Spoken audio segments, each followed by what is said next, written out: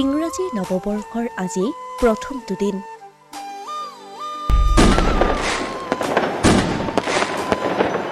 নতুন বছৰৰ আৰম্ভণিতেই এটা ইতিবাচক খবৰ। মুকুতা খেতি কৰি বছৰকত 40 লাখ টকা উপাৰ্জন। অসমৰ 14খন জিলাৰ 50ৰো অধিক লোকক স্বাৱলম্বী কৰিছে এজন যুৱকে। সাধাৰণতে মুকুতা সাগৰ হ্ৰদত পোৱা যায়।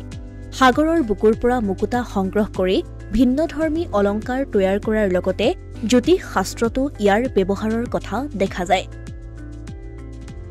ইয়াৰ উপৰিও মুকুতা ঔষধ প্ৰস্তুত কৰিবলৈও ব্যৱহাৰ কৰা হয়, কাৰণ মুকুতাত অধিক পৰিমাণে কেলছিয়াম থাকে। আচৰিত কথাটো হ'ল যে এই মুকুতা বিচাৰি আপুনি আৰু এতিয়া সাগৰৰ পাৰলৈ যাব নালাগে। নগাঁও জিলাৰ এখন বিশেষ গাঁৱত এতিয়া কৰা হৈছে মুকুতাৰ খেতি। অসমত মুকুতা খেতিৰ বাটকটীয়া মানুহজন হৈছে নগাঁও জিলাৰ ঢিং বেচামাৰী গাঁৱৰ ৰুলেন হাজৰিকা। গাঁওখনৰ শিক্ষিত যুৱক ৰুলেন হাজৰিকা আছিল এজন মৎস্য ব্যৱসায়ী।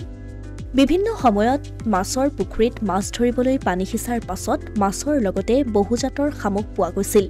কিন্তু মানুহে মাছবোৰ সংগ্ৰহ কৰি শামুকবোৰ পুখুৰীৰ পাৰতে এৰি থৈ আহে, যিবোৰ এটা সময়ত আলৈ আথানি হৈ পৰি থাকি পানীৰ অভাৱত পুখুৰীৰ পাৰতেই শুকাই যায়। এই ঘটনাই যুৱকজনৰ মনত চিন্তাৰ উদ্ৰেক ঘটাইছিল।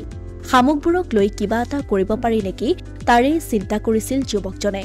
বহু বিচাৰ খোচাৰ কৰাৰ অন্তত যুৱকজনে 2017 চনত সন্ধান পালে CIFAৰ।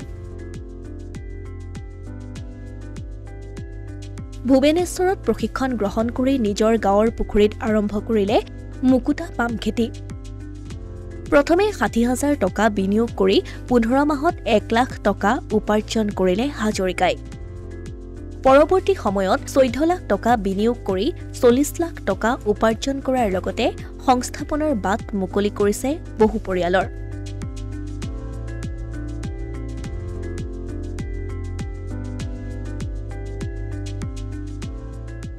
Asomiya Pratidin digital desk.